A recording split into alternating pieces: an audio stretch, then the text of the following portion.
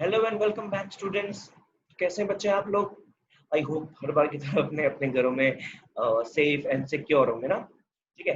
तो बच्चों, जैसा कि अपन ने टॉपिक जो है वो स्टार्ट किया था, rise of nationalism in Europe. बच्चों, आज का जो सेशन होगा अपना वो ज्यादा लंबा नहीं खींचेंगे अपन, बहुत छोटा सा पार्ट ही अपन ने बनाया है। वो भी इसलिए क्योंकि आज नेशनलिज्म का सॉर्ट ऑफ पार्ट खत्म हो रहा है। ठीक है। जो नेक्स्ट अपन ने तीन तरह की टर्मिनोलॉजीज अपन ने डिस्कस करी थी, नेशनलिज्म, लिबरलिज्म एंड रोमांटिसिज्म। तो बच्चों, आज नेशनलिज्म का बेसिक लास्ट टॉपिक है। नेशनलिज्म आगे कंटिन्यू होगा, लेकिन उसकी अंडरस्टैंडिंग जो है मेन, वो आज अपनी खत्म हो जाएगी, ताकि अपन नेक्स्ट सेशन में प्रॉपर तरीके से लिबरलाइजेशन को खत्म कर देंगे एक साथ। इसलिए आज अपने को नेशनलिज्म को खत्म करना जरूरी है। ठीक है। जैसे बता रहा हूँ, ज्यादा नहीं खींचेंगे अपन, थोड़ा सा पढ़ने से पहले रिकॉल कर लेते हैं। आप लोगों ने अच्छे से स्टडी किया था कि किस तरीके से नेशनलिज्म फ्रांस में स्प्रेड हुआ। वहां का जब नेपोलियन बोनापार्टे नया लीडर बना, तो उस लीडर ने किस तरीके से वहां पे चेंजेस लेके आया। उसने तीन तरह के सिविल कोड निकाले। ठीक है। तीन तरह के सिविल कोड बच्चों आपको याद होंगे, अपन ने उसको अच्छे से डिस्कस किया है। Right to property, birth privileges were abolished and equality before law. जिस तरीके से तीन तरह के उसने कोड निकाले, उसी तरीके से तीन तरह के एडमिनिस्ट्रेटिव सिस्टम को भी उसने रेक्टिफाई किया, है ना। तीन तरह के system, feudal system, guild restriction and serfdom and manorial dues. जिस तरीके से 6 पॉइंट अच्छे से, चार नेगेटिव बातें भी करी, सेंसरशिप एंड ऑल, वो अपन ने अच्छे तरीके से लास्ट सेशन में डिस्कस कर रही है। लेकिन ये जो रेवोल्यूशन हुआ बच्चों, तो जो रेवोल्यूशन हुआ फ्रांस के अंदर, इससे वहां पर कॉन्स्टिट्यूशन फैला, वहां पर आजादी फैली, तो ऐसा किस तरीके से हुआ? मतलब जरूरत क्या पड़ गई, सिचुएशन क्या थी उस रेवोल्यूशन के पहले कि रेवोल्यूशन की जरूरत पड़ गई, लोगों को राइट्स की नीड पड़ गई। ठीक है। तो जो इसकी फर्स्ट लाइन है बच्चों, उसको आप अच्छे से, हाँ, अच्छे से इसको अपने नोटबुक में लिख लीजिएगा। तो ये बहुत इंपॉर्टेंट है कि in the mid 18th century Europe there were no nation states as we know them today. ठीक है। अपन ने इससे रिलेटेड एक स्टेट में अपन ने पहले भी डिस्कस करी है ना, in the mid 19th centuries cities of Europe, है ना। याद आ रहा है अपन ने जो फर्स्ट सेशन में अपन ने डिस्कस किया था नेशनलिज्म के बारे में, जो अपन ने स्टार्ट किया था, तो ये उसी से ही मिलता जुलता है कि मिड 18th सेंचुरी के अंदर यूरोप के अंदर कोई भी स्टेट, नेशन स्टेट नहीं थी। जैसे कि अपन आज देख रहे हैं, नेशन स्टेट का मतलब कि वहां पर प्रॉपर तरीके से कॉन्स्टिट्यूशन है। अब आप भी सोचो बच्चों कि उस टाइम पे यानी मिड 18th सेंचुरी में सिर्फ रूलर्स का ही रूल चलता था, पूरा का पूरा डेस्पोटिक पार्ट्स थी वहां पे। डेस्पोटिक पार्ट्स मतलब डिक्टेटरशिप, किंग्स रूल, वही वहां चलता था। लेकिन धीरे धीरे करके हर तरफ नेशनलिज्म स्प्रेड होना स्टार्ट हो गया। रेवोल्यूशन की जरूरत इसीलिए पड़ी क्योंकि लोगों को उनके राइट्स नहीं मिल रहे थे, उनके साथ इतना ज्यादा एक्सप्लॉइटेशन हो रहा था ना, कि वो कहीं ना कहीं उस चीज को लेके फ्रस्ट्रेट हो गए, और फ्रस्ट्रेट हो गए तो वो सारे इकट्ठा हो गए। इकट्ठा हो गए तो क्या होगा? रेवोल्यूशन। वही हुआ बच्चों। ठीक है। रेवोल्यूशन इसीलिए वहां पर स्टार्ट हुआ। अब मॉडर्न डे के अंदर जो जर्मनी, इटली और स्विट्जरलैंड थे, ये अलग अलग किंगडम, डचीज एंड कैंटन्स में डिवाइडेड थे रेस्पेक्टिवली। जर्मनी किंगडम हो गया, इटली डचीज हो गया, स्विट्जरलैंड कैंटन्स हो गया। मतलब ये एरिया वाइज है। जर्मनी पूरा किंगडम, पूरा राजा का रूल। ठीक है। इटली छोटा पार्ट हो गया उससे, डचीज। स्विट्जरलैंड एक कैंटन, कैंटनमेंट होता है ना, कैंटनमेंट एरिया। ठीक है। तो उस तरीके से छोटे छोटे अपने एरियाज में डिवाइडेड थे। इनके जो रूलर्स थे, उनके पास अपनी खुद की टेरिटरीज थी, जो चाहते थे वो एक्सपैंड हो।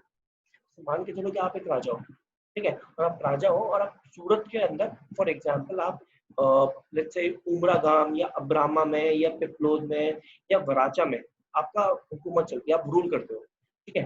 तो आप, जैसे आपकी टेरिटरी पूरा वराचा हो गया, आप धीरे धीरे अपनी टेरिटरी को एक्सपैंड कर रहे हो। आप सोचते हो कि नहीं, मैं वराचा से अब आगे बढ़ू हीराबाग की तरफ, वो भी मेरे अंडर में हो जाए। तो ऐसे जो वहाँ के रूलर्स थे, वो अपनी अपनी टेरिटरीज को एक्सपैंड करना स्टार्ट कर दिए, क्योंकि उनका एक ही मतलब था कि कैसे भी करके हर तरफ किंग रूल होना चाहिए, और वो किंग हम होना चाहिए।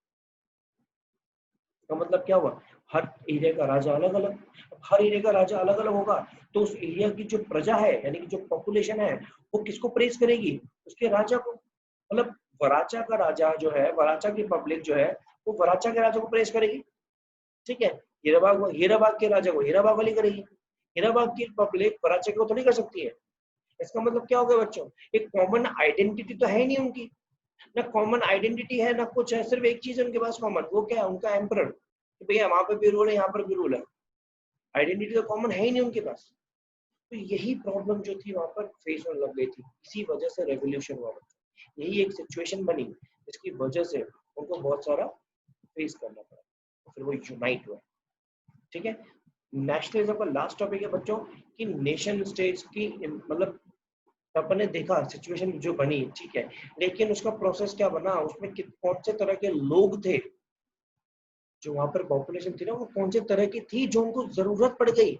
ठीक है, aristocracy and new middle class, aristocracy and new middle class, थोड़ा सा अपन इसको रिकॉल करते हैं, थोड़ा सा अपन क्या करते हैं, पीछे जाते हैं।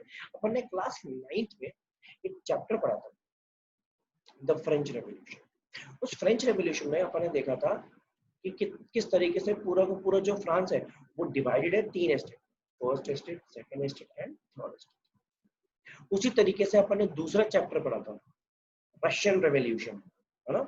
उस रशियन रेवोल्यूशन में अपन ने देखा था बच्चों कि वहां पर भी 3 तरह की कैटेगरी है ना, कंजर्वेटिव्स, लिबरल्स एंड रेडिकल्स। तीनों का अलग अलग ही मानना है, अलग अलग ही उनके बिलीव्स है, वैल्यूज है।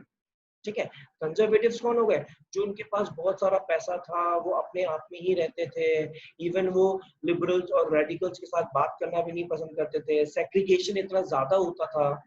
दूसरे लिबरल, ठीक है, लिबरल्स बेसिकली अपने मिडिल क्लास हो गए, जो बिजनेसमैन वगैरह, जो प्रोफेशनल्स, लॉयर्स, ये सब जो थे, है ना।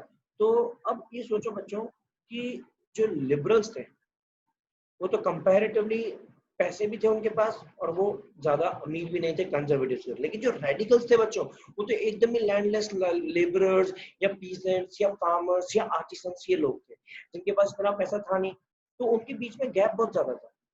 ठीक है, कंजर्वेटिव्स कभी भी रेडिकल्स के साथ बात करना नहीं पसंद करते थे, इवन इतना ज्यादा प्रॉब्लम था कि कंजर्वेटिव्स हमेशा लिबरल्स और रेडिकल्स को नीचा दिखाने के लिए, दैट मींस अपनी डोमिनेंसी दिखाने के लिए दूसरी लैंग्वेज में बात करते थे, जिससे ये प्रूफ हो जाए कि लिबरल्स और रेडिकल्स जो है वो इलिटरेट है। यहाँ तक कि इतना ज्यादा वहां पे प्रॉब्लम क्रिएट होता था कि जो उनके जो घर में शादियां भी होती थी, जो मैरिज भी होती थी, वो मिडिल क्लास से या फिर लिबरल क्लास से या फिर अपने रेडिकल से वो शादी नहीं करवाते थे। तो ऐसी बहुत सारी सिचुएशन जो है बच्चों वो फेस करनी पड़ी, स्पेशली लिबरल्स एंड रेडिकल्स। तो वही इसका छोटा सा ब्रीफ है, वही कंजर्वेटिव्स को यहाँ पर एरिस्टोक्रेट्स कहा गया है और वही लिबरल्स को यहाँ पे न्यू मिडिल क्लास कहा गया है। जो रेडिकल्स हैं वो बाद में आएंगे। ठीक है, अभी सिर्फ आपको नेशनलिज्म के अंदर 2 कैटेगरी जो अपन ने पहले पढ़ चुके हैं, वही दोनों की दोनों कैटेगरी वापस से आई है, aristocracy and new middle class. Aristocracy यानी एरिस्टोक्रेट्स, एरिस्टोक्रेट्स को बोलते हैं एक तरीके से कंजर्वेटिव्स जो थे, है ना, उसी टाइम पे जो डोमिनेंट क्लास रही है अपने रशियन में, वही डोमिनेंट क्लास की बात कर रहे हैं। और न्यू मिडिल क्लास वही अपनी जो लिबरल्स थे, जो एकदम अपन लोग मिडिल क्लास पीपल, ठीक है, काम करना है तो करना, नहीं करना तो नहीं करना, फर्क नहीं पड़ता, अपना काम चलता रहना। ठीक है, थोड़ा सा उसको अपन देख लेते हैं कि एरिस्टोक्रेसी, एरिस्टोक्रेट जो थे डोमिनेंट क्लास थे पूरे कॉन्टिनेंट के अंदर, जैसे अपन ने देखा था रशियन के अंदर, उसके अंदर, और वो जानबूझ के they spoke French for purposes of diplomacy in and in high society, मतलब सिर्फ अपनी डिप्लोमेसी और डोमिनेंसी दिखाने के लिए वो फ्रेंच लैंग्वेज यूज करते थे, ताकि वहां के लोगों को पता पड़ जाए कि भैया कि जो दूसरे हैं वो इनके लायक नहीं। इवन देखो बच्चों लिखा हुआ है, their families were often connected by ties of marriage, वो शादी भी अपनी ही फैमिलीज के अंदर ही करवाते थे, उन्हीं के ही जो लोग हैं उन्हीं के बीच में करवाते थे। लिबरल्स और अपने रेडिकल्स को तो वो हिस्सा ही नहीं मानते थे। ठीक है, जबकि मेजोरिटी जो है पॉपुलेशन की वो ज्यादातर क्या है, रेडिकल्स है, पीसेंट्री है, फार्मर्स है, लेकिन उनको ओन कौन कर रहा है, कंजर्वेटिव्स। क्योंकि पैसा किसके पास था, कंजर्वेटिव। ठीक है, अल्टीमेट वहां पर जो कंजर्वेटिव्स थे ना, वो पीसेंट्री को, फार्मर्स को सर्फ की तरह रखते थे। सर्फडम याद आ रहा है बच्चों, सर्फडम, यस सर्फ। तो सर्फ जो थे वही उनके कल्टीवेशन को करते थे, वही काम करते थे, क्योंकि उनके पास पैसा होता था कंजर्वेटिव्स के पास, तो वो पैसा से अपने जो सर्फ से लेबर है उनसे वो काम करवाते थे। ठीक है, एरिस्टोक्रेट्स। न्यू मिडिल क्लास अपनी वही जो बिजनेसमैन थी, धीरे धीरे करके जब टाउन में ग्रोथ हुआ, नेशन स्टेट बनना स्टार्ट हुआ, तो न्यू मिडिल क्लास ने अपने अपने बिजनेस सेटअप कर दिए, अपने अपनी इंडस्ट्रीज को सेटअप कर दिया, बेसिकली कमर्शियली एक्टिविटी, कमर्शियली हर तरफ फैलना स्टार्ट कर दिया, मतलब इकोनॉमी जनरेट करना स्टार्ट कर दिया। अब धीरे धीरे करके इंडस्ट्रियलिस्ट, बिजनेसमैन और अदर अदर प्रोफेशनल्स जो है वो भी बाहर आए थे, doctors, lawyers, engineers.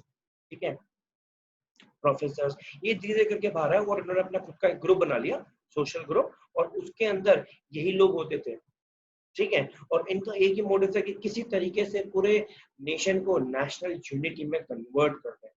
National unity मतलब सब बराबर, कोई कंजर्वेटिव नहीं, कोई लिबरल्स नहीं, कोई रेडिकल्स, सब बराबर हो जाए। उनका एक यही आइडिया था, ठीक है बच्चों। ये नेशनलिज्म अपना यहाँ पे टॉपिक खत्म होता है, जैसे कि मैंने कहा था इसको अपन ज्यादा स्ट्रेच आउट नहीं करेंगे। नेक्स्ट सेशन में अपना लिबरलिज्म जो है वो पूरा अपन कंप्लीट कर देंगे सिंगल फ्लो में, ठीक है बच्चों। यहाँ तक आप नोट्स बना लीजिएगा, इसको समझ लीजिएगा, कोई दिक्कत है तो आप जानते हैं अपन कैसे मिलेंगे, ठीक है। तब तक के लिए घर पे रहें, सुरक्षित रहें, बाहर ना आए। ओके बच्चों, बाय बाय।